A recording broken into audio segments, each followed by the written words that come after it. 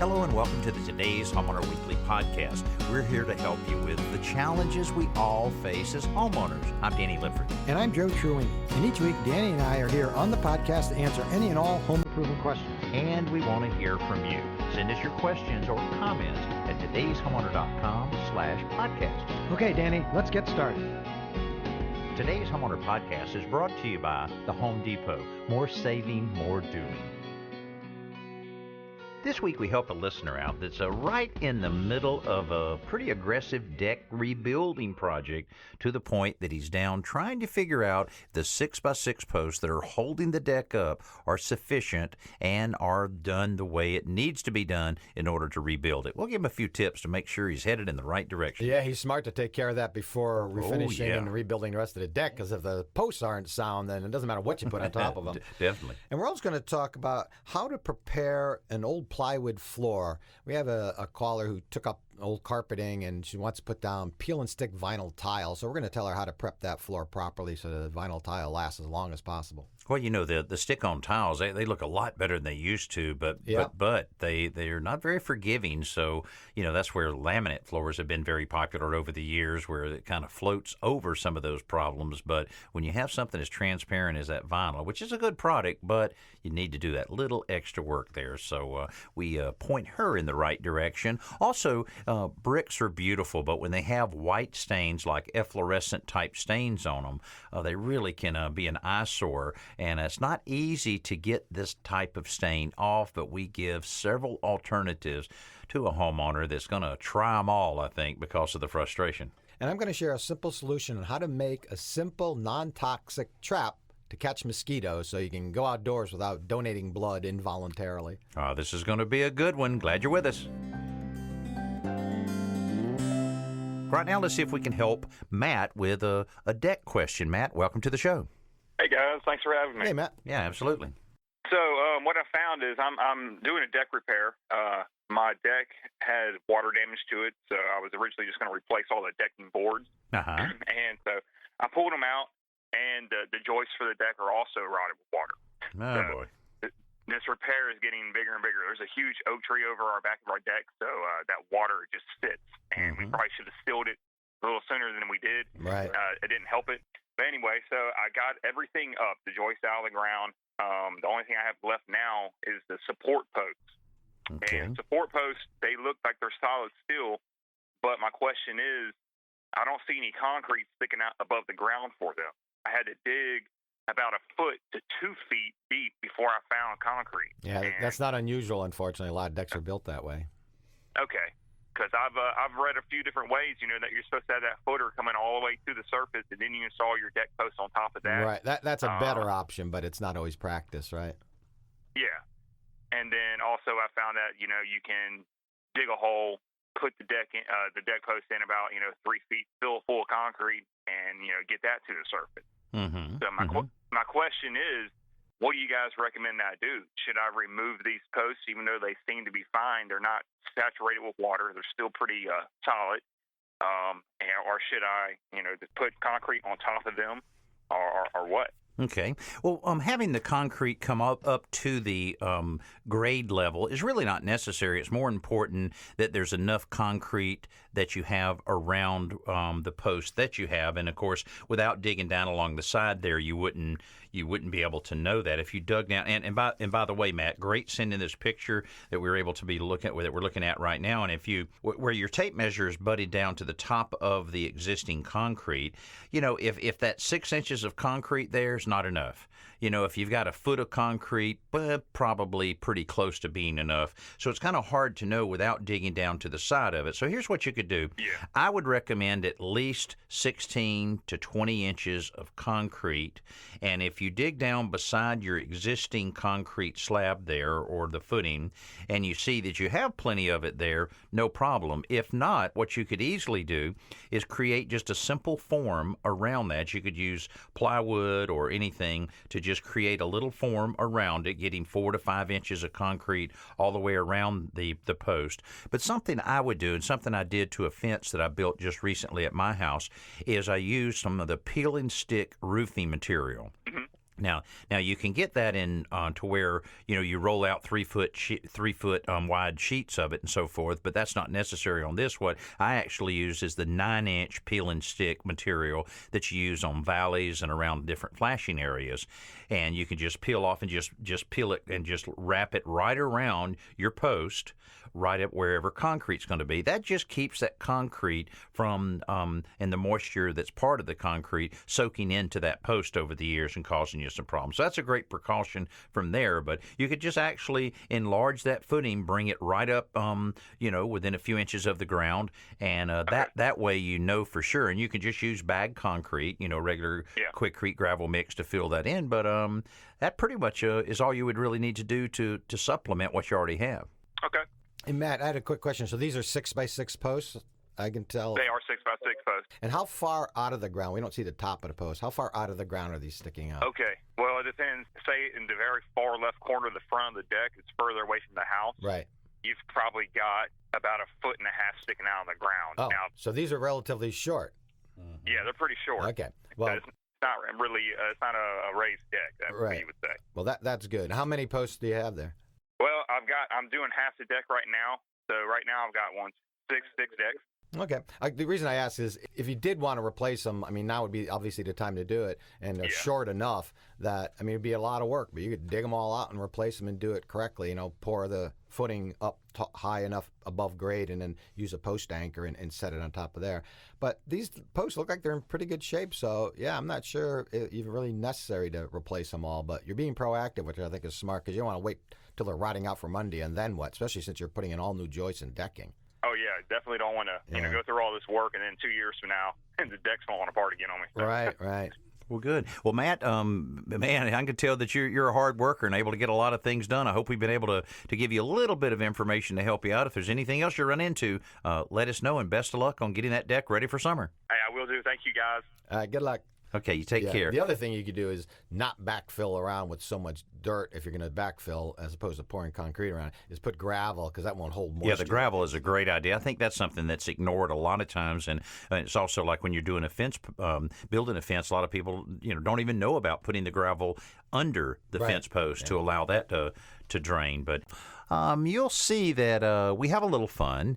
You'll see that we cover a lot of territory in a short amount of time, and that we really, really care about getting you the answers you need in the challenges that you face as a homeowner. We all have homes, and we're all always dealing with something, whether you're improving it, whether you're maintaining it, or whether you just have, you're trying to get some special information on something you're thinking about doing. You'll get a lot of opinions out there, but we certainly will provide you our opinion based on a lot of years' experience, and we're not going to recommend anything that has not worked for us. And as we say often, that if we don't know the answer to it, we're going to find out the answer and be able to share that with you. So welcome aboard. And we'd love for you to connect with us. A lot of different ways you can do that. One is to pick up the telephone, 800-946-4420. That's our Today's Homeowner Hotline that you can talk to us 24 hours a day, 7 days a week with question, comment, tip, anything that you may have. Send us an email at any time through our website, todayshomeowner.com/ask. How about New Hampshire? And let's talk New Hampshire. Let's talk to Janet there. Janet, welcome to the show. Thank you, and hello to you and Danny, or you and Joe. So, well, thank you. Thank you, Janet. We recently bought a house, and I removed the stained and bulging wall-to-wall carpet in the bedroom. I took all the staples and the edge strips up because I didn't want to put carpet back. But under that, I found there must have been another carpet that had been glued, and the foam backing was stuck to the wood underneath that. And the floor is fairly level. There's a few gouges in it and few spots of unevenness that need leveling. But can I go ahead and just get a leveler and put that on there, or do I need to get rid of some of that foam? How should I go about that? Okay. Well, what type of flooring were you thinking about installing? What was your choice? Like self-stick tiles. Okay. All right. Vinyl tiles we're talking about here, I suspect, right? That's not that floating floor that's really hard, right. is it? You're looking to stick down Uh-huh. square tiles. Well, with something like that, that's really not a very forgiving floor. So you certainly need to get that floor pretty smooth. And I'll tell you, that foam backing on that carpet, Joe, that stuff is hard to get up. Yeah, if the carpeting lasted as long as the foam backing, you wouldn't. I know you'd it. Still be down there. But you got to start installing them upside down, maybe. But you have to scrape that. There's scrapers that you can use, manual scrapers that have like a big 6-inch heavy-duty razor blade, basically, that you're scraping along. Now, okay. I've seen that work very, very well. I've also seen some of the biggest blisters in America formed on your hand by these things, so you need to be careful with that and wearing gloves. But that's one thing that you can take one of those. It's worth buying one of those, or you can rent them, I'm sure. And then you just go along at the right angle, and it'll scrape all of that foam up. Now, that way you're getting back down to where you have just plywood there. But any gouges or anything you have there's floor patch. There's called dependable floor patch. There's other types of latex floor patch. It's fairly easy to use, and basically you're just trying to smooth out that floor much like you would a wall if you're preparing a wall to paint. And occasionally you may do, extreme case, you might have to do a little bit of sanding in order to prep the floor, because that is extremely important to get that floor nice and smooth, get it nice and clean. That way, no cracks or any of the little imperfections in it will transfer up through the face of the vinyl tile. But I don't know, Joe, I don't know about you, but when you think of some of the stick-on vinyl tiles, you might have the misconception that it's a kind of a cheap-looking floor. Right. But, man, we put some in recently that just looks great. So, Janet, I'll tell you, you might be onto something that's really a nice-looking floor without spending a heck of a lot of money.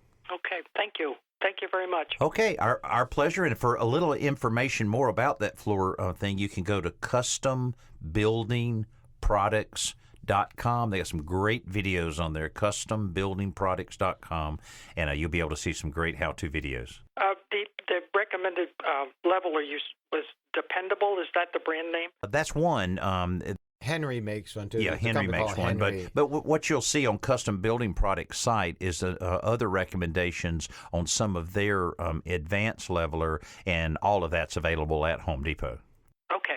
All right. Thank you very much. Okay, absolutely, it. Janet. You have a great weekend. And tell you what, right now it's time for our best new product segment, brought to you by the Home Depot. More saving, more doing. Portable generators are great to have around when the power goes out, but one of the biggest concerns with people using portable generators is carbon monoxide poisoning. That's why Ryobi built their 6,500 watt Easy Start portable generator with a carbon monoxide sensor and automatic CO cutoff. It stops the engine before carbon monoxide reaches a dangerous level around the generator. Wow, that's pretty cool. I never heard of that. Great safety device there. In addition to that important safety feature, this generator delivers 6,500 running watts and 8,125 starting watts of power in a durable wraparound hand truck frame with 10-inch wheels for easy transport. It has an automatic voltage regulator to ensure reliable, consistent power, and the easy access control panel has 4 120-volt 20-amp GFCI protected outlets and 1 240-volt 30-amp twist lock outlet. Plus, the 6-gallon fuel tank offers up to 10 hours of runtime at a 50% load. So, if you want some more information on this particular Ryobi 6,500-watt gasoline-powered portable generator, just log on to HomeDepot.com.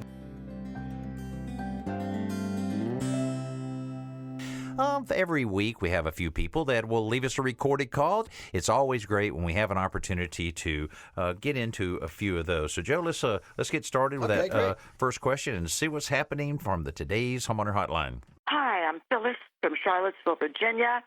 I am a happiness teacher, and you folks are marvelous about teaching us about happiness for homes. Wow, I Thank you. That. We have a big question here.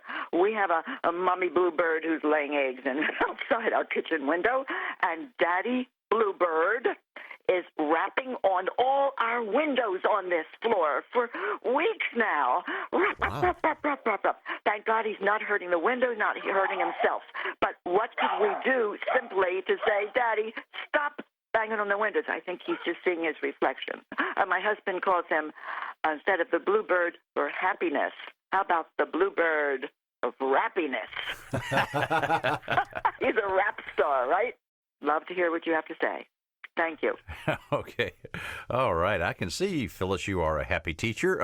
Well, when birds do that, I actually have a bird right outside my office window, and it's over the years. I don't know how he's lived so long because he just flies right into it very aggressively and then looks at me like, why did you do that to me? But, they're just looking at their reflection, I think, is what it is. I mean, this is an easy solution, though, is I can send you a picture of Joe Truini, and you just put it right in the window to scare the birds away. You might not see any birds. You might or neighbors or mailmen. Sometimes squirrels even they take off and run down the road. So, but no, Joe, I guess something like this, you just really putting some type of piece of artwork or some kind of window thing, chime, anything like that, just so that it shows them that it's not it's not another bird. Yeah, right. Just stick almost anything on there and to break that reflection. It could be on the inside of the glass too. It doesn't have to be on the outside. But yeah, that's absolutely right. It's just seeing its reflection, thinks probably it's another male, and it's trying to drive them off. Mm-hmm. Here's another call. I was interested in your thoughts on where to place skylights. Should they be on the east side, west side, north side, south side? We're looking for mainly ventilation, so the vented skylights, not so much the sun. All right, thanks. Yeah, well, you're very welcome. Thanks for calling. Yeah, well, there's no one answer. I mean, it's not like you always have to put them in the east or the west. I mean, if you put them in the east, obviously you get the warmth and the sunlight in the morning. If you put them in the west, just the opposite. But you're more interested in get ventilation, so you could find out if you have a prevailing wind. Often wherever you live in the position of your house and the topography around your house, the wind is always, or not always, but more often blowing from one direction or the other. So, you might want to choose that. But more often than not, people just put it where they want it, right? I mean, if you have a family room and you want to put it on the roof, you typically don't put it on the front of the house because, it's not that attractive from the outside. It's more attractive from the inside, so it would go on the back. So I don't have any specific answer for you, but I'd say put it where you want, where it look best, and capture the most wind. Yeah, I tell you, I have one in my master bathroom that's a solar-powered one, and it opens and opens very slowly, but still, you just cut the hole and you put it in there properly, flash it properly, but you don't have to worry about any electricity. It works great, and I can open it up for the ventilation, and if I forget to do it, it has a little sensor on it that if it rains, it'll automatically close it. So that's remote? It also has a remote. That's great. Yeah, so that's how you open it. That's just what you need in your house. One more remote. I have 17 at this point. So let's get another call here. Hey, Danny, watching your show a week or so ago, you were leveling out a patio. I have a patio that was having a patio that when they poured it, got a puddle in it. When it rains, I want to level it off. I want to know what product you use. I've seen you doing one. You were actually decorating one, broom finishing one, but I found some stuff that people use for interior concrete floors, but I don't know what the product used for exterior, so for a patio to level it off. You can let me know the name of the product. I appreciate it. Okay, certainly. I'll tell you what, it is an amazing product, and we use it all the time. It's called Recap.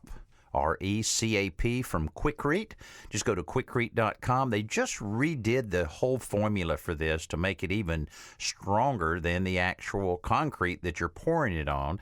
And just follow the instructions, and it will completely change the look of a patio, a sidewalk, a driveway, just about anything. It's pretty cool. And then after you put it on, you can put a masonry sealer on it to tighten it up even more. You can stain it. There's a lot of other ways to go. But to answer your question, it's called Recap. Here's another one.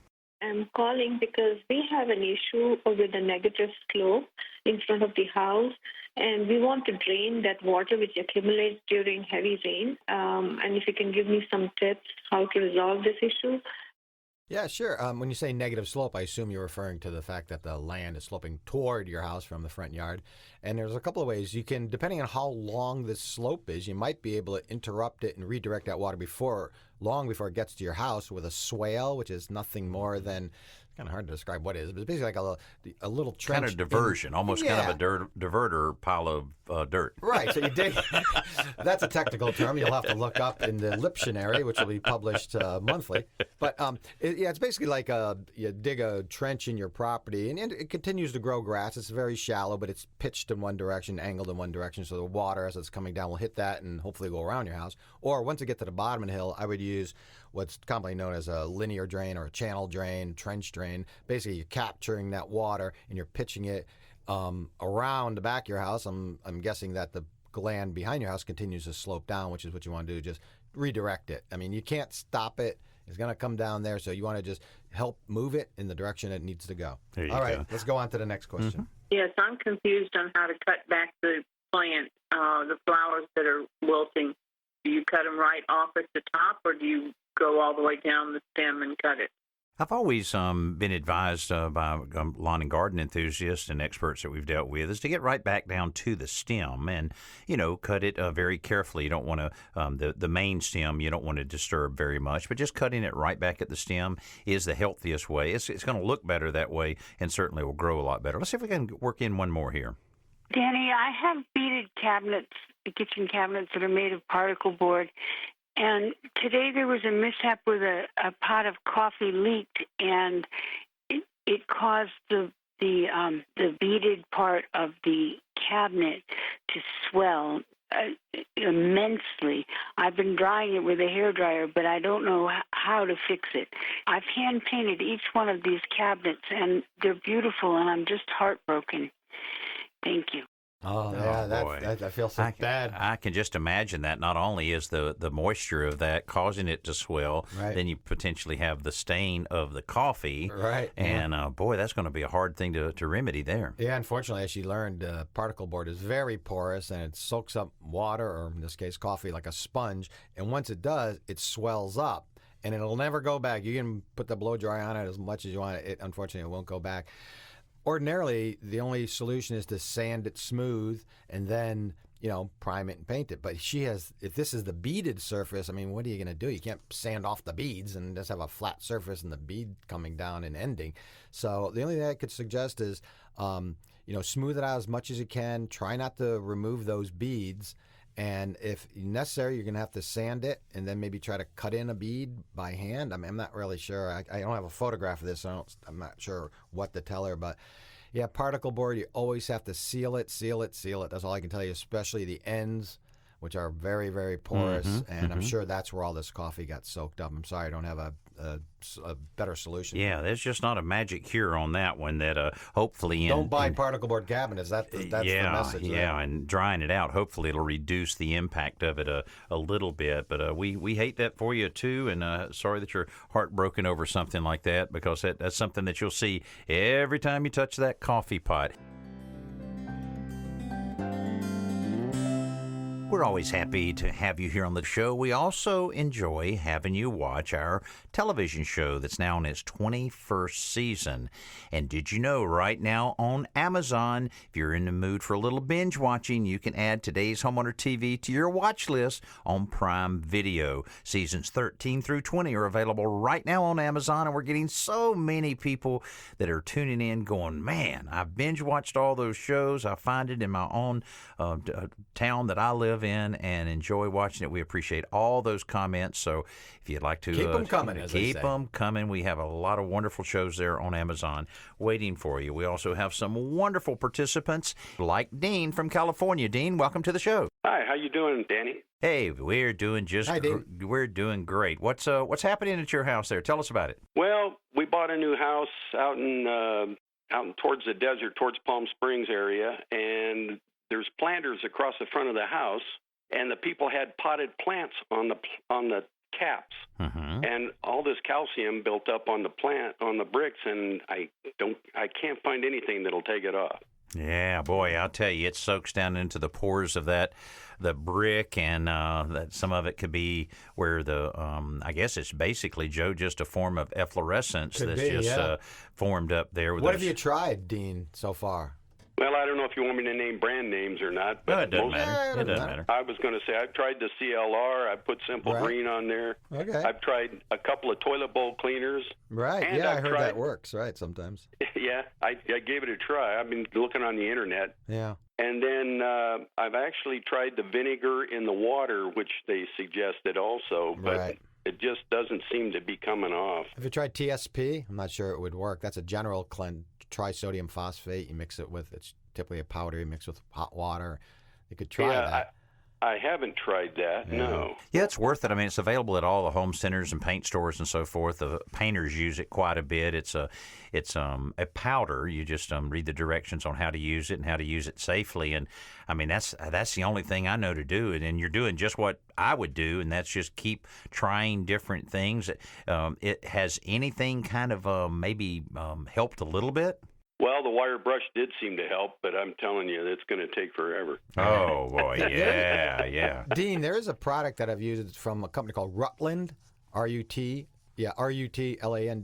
and it's simply called Brick and Stone Cleaner. It comes in a spray bottle. It's like $10. I think I saw it at Home Depot recently, and you can try that. I mean, it's specifically designed. I don't know what it's made out of, but it's specifically designed for that. It does take off white calcium stains off of stone, so you might want to try that. And be careful using wire brushes on stone. Not that it doesn't work, but it can damage the surface a little bit. But more importantly, it leaves little pieces of metal behind that will eventually rust. So if you start seeing little rust spots, and you're like, well, where's that coming from? It might be your wire brush. So just be aware of that. Well, Joe, what do you think about a very strong acid, muriatic acid? Do you think it might, a diluted portion of that might help a little bit? It might, but I steer clear of that. I don't know. It's so powerful. It's scary. Yeah, I don't know what it might do. I'm always afraid if you rub it on, you lift off the sponge or whatever, and whatever you're rubbing on, it'll be gone. You know, like there used to be a brick there. What happened? Like muriatic acid. So I'm not sure.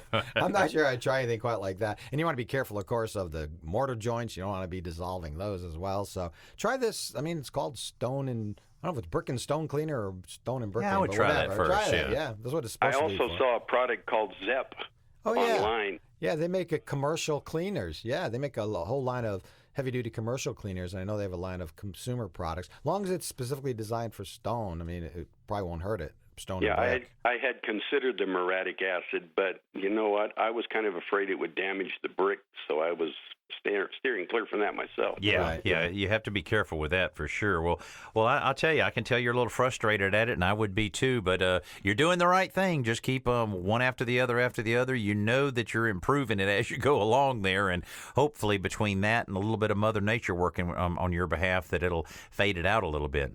Yeah. The last thing I could suggest, Dean, if nothing else works, they do make masonry dyes, little stains, and dyes that you can mix or stains that come in liquid form. If you can find one that exactly matches the existing brick that's not stained, I would first test it, of course, in a spot. You might have to just dye right over it or stain right over it. Wow. Okay. Hadn't considered that either. Well, Dean, thanks so much for being with us today. Hope we've been able to help you a little bit, and we appreciate you being a part of the show. Okay. All right. We'll talk again. Well, right now it's time for another great simple solution from our buddy Joe Truini. Well, it's always good to give blood unless it's involuntary because it's mosquito season, and whether you like it or not, you might be giving blood. So I thought I'd share a simple solution on a safe, simple, non-toxic way to get rid of mosquitoes. You have to trap them. So here's how to trap mosquitoes. So you're going to take a soda bottle, right, a 2-liter soda bottle, cut it in half, and take the top half of the bottle, turn it upside down, and place it into the lower half. Okay, you got that? Cut it in half, flip it over so that the spout is facing down. Then you tape it together, tape the two halves together. Then you're going to mix up, this is the solution that's going to attract the mosquitoes, 1/4 cup of brown sugar in 1 cup of hot water. Mix it up really well, let it cool, then pour it into the bottom of the bottle, right? Pour it so it goes into the bottom of the soda bottle. Then you want to add 1 packet of yeast. That's important.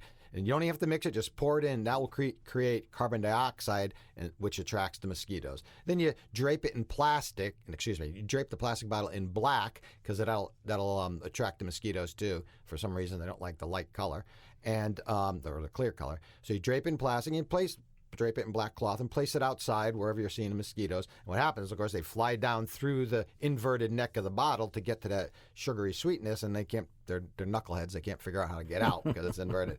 And then you only have to change that sugar and yeast solution like once every 2 weeks. And so I would hang up one and see if you find a bunch of dead mosquitoes, and hang up 2 or 3. No, that's great. Yeah, clear, kind of almost around the perimeter of the area that you would occupy. I was going to hang one around my neck and just wander around. That's a good idea. I like that. That's a good idea. It's a good. Actually, I was going to test it by hanging around your neck just to make sure. Well, the mosquitoes won't bother me.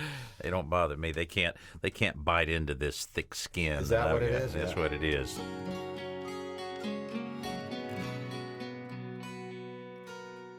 Now it's time for our podcast question of the week. And you can send us a question at any time by simply going to todayshomeowner.com/podcast. Zach from Wisconsin asked, can you recommend a book or any other resource on building a small home? I want to build a tiny home and do as much of it as I possibly can. I know I'll need an electrician, but what can you recommend?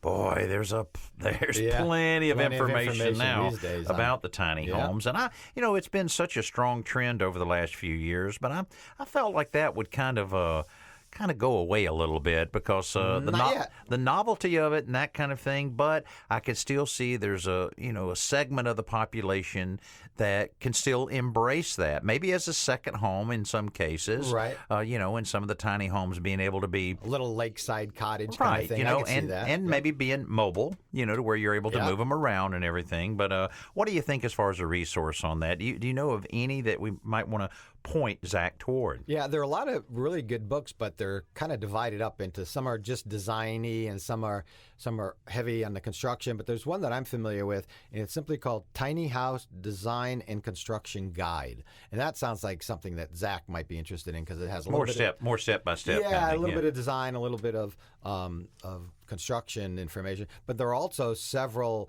I don't know any one in particular I can recommend, but there are also several plan books for just tiny homes. So it might be 100 or 200 different designs.